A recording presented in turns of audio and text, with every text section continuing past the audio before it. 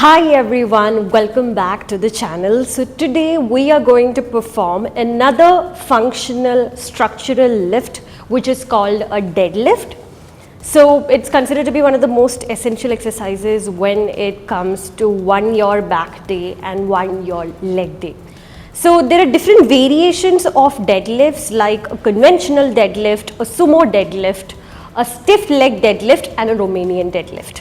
So today we are going to perform the first exercise in this whole scenario of things, which is a conventional deadlift. So mastering a deadlift is one of the most biggest goals that people will have when they come to the gym for the first time. And once they master it, I think they are pretty sure that they are ready to go about with any other exercise that comes their way, because it is something that they need to master, and also where they would get a lot of courage with respect to facing the other exercises that they come their way. So even in my case, I was very particular that I need to cover deadlift in a good way so that my exercise is perfect. So while you perform a deadlift, there are major important muscle groups that are engaged during the exercise. So first of all, it is the leg muscles of your body that will primarily be engaged during a deadlift, like your gluteus maximus, your hamstrings, your quadricep group of muscles, etc.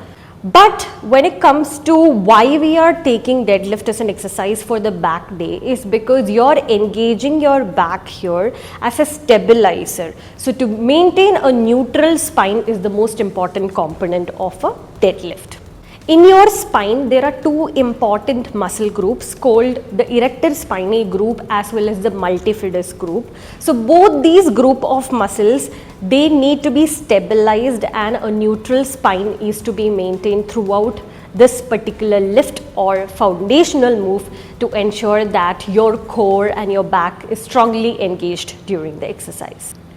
So next, let's discuss why is it called a deadlift? Why the dead part is there in the lift? So a deadlift is considered to be a deadlift because in this particular exercise, your hands are in a dead position because you're less minimal involving your hands, and your elbows are in straight line with your shoulder joint, which means there is an angle of 0 that you're creating in this region. So that's why it's called a dead lift, because your hands are left like that in their normal hand grip position, and you're not engaging it, creating a flexion over there. So throughout the exercise, this degree of 0 will be maintained between your elbow joint as well as your shoulder joint. So next time someone asks you regarding why is it called a deadlift, you should be able to give them a clear answer. Next, when you talk about performing a deadlift, there are few basic essentials that you need to know. First of all, when it comes to your footwear to perform a deadlift, it's sometimes considered to be essential that you need to have your foot bare. That is also good enough for deadlift. Or you can have a shoes which is having a flat sole, which is not having any kind of elevation or heel. Both of these things are good enough. So if you don't have a pair of shoes that is like good enough for a gym session, then you can definitely go barefoot, especially for your deadlift session. Next, you would have heard about few of the other equipments or extra gadgets that you use while you perform your deadlift, which is like a lifting belt, which is used to brace your core tight so that you can perform a heavier lift when it comes to a deadlift. It's not particularly for a safety purpose, but to help to brace your core better and help you lift better. That is why you use a lifting belt. A second thing that you can use while performing a deadlift is a lifting straps that is tied over your wrist and is then attached to the barbell that you are lifting. Now, one of the good straps that you can use in this case is an infinity strap, so that you can have it aligned based on your requirements, your particular size, so that there is nothing that is let too loose or too tight for you. So these two things, if you have, is an extra advantage. But today we are going to perform the exercise without using any of these extra additional equipments or things. While you have your basic settings right and you have minimal equipments, how we perform, that is what we are going to see in today's session. So let's get going to perform the most foundational move for your back day, that is a conventional deadlift today. So here we are near our barbell. The barbell is set with the weights on.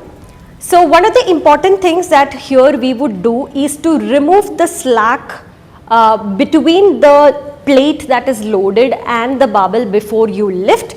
That is by retracting your shoulder and depressing it. I'll just show it to you. There will be a slight sound that you can listen to. So removing the slack before lifting is very important. And here we are ensuring that the barbell is placed in the middle of your position. You can have a shoulder width stance for your foot, and your foot should be with the toes pointed straight. We are going for a mixed grip, that is, one is in a supine position, one is in a prone position, so that the barbell doesn't slip off from your body while you're performing the structural lift. So here we go down. Your knees are bent and your hip goes back. So if you take from a side view, you wouldn't be able to see my knees because my hands are going straight above my knees, and that is the kind of ideal position that we want. The barbell will be near your mid foot. Now it's all set. Here we follow a Valsalva maneuver. My spine is neutral. Now this is removal of slack.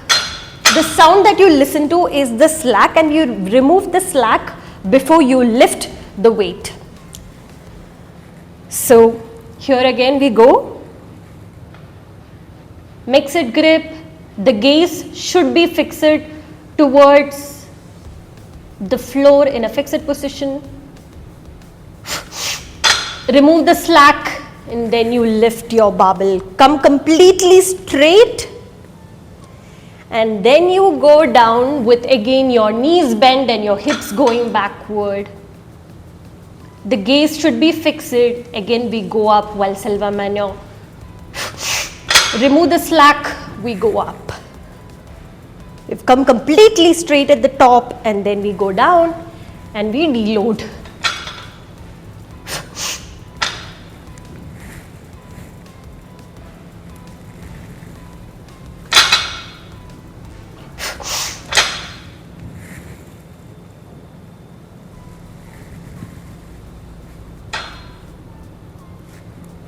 That's it for the day, guys. I hope you guys definitely incorporate a conventional deadlift or any other form of deadlift into your routine exercise, especially for women, because we certainly get intimidated by these exercises or lifts like a squat and a deadlift, which are so important as compound movements in a structural and functional lifts, which are very important.